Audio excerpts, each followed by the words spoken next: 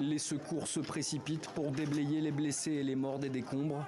Une nouvelle frappe nocturne israélienne vient de toucher une mosquée, transformée en refuge pour accueillir les déplacés. À 2h30 du matin, la mosquée a été bombardée et j'en ai été informé.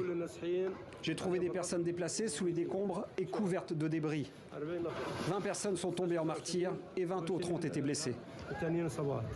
L'armée israélienne a expliqué avoir mené une frappe précise sur des terroristes du Hamas qui opéraient d'un centre de commandement dans une structure qui servait auparavant de mosquée. Mais sur place, les déplacés décrivent une toute autre réalité. Je vis ici depuis le 17 octobre et je connais cette mosquée.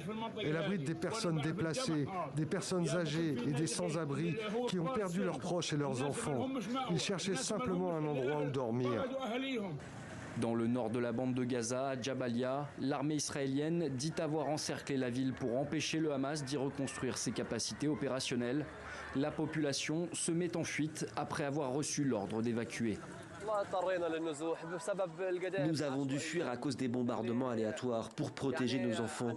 Où pouvons-nous les emmener? Il n'y a ni farine, ni nourriture, ni boisson. À l'approche de la première commémoration des attaques du 7 octobre, Israël a annoncé avoir déployé de nouvelles troupes à l'intérieur de la bande de Gaza et le long de sa frontière, en parallèle de ses opérations au Liban.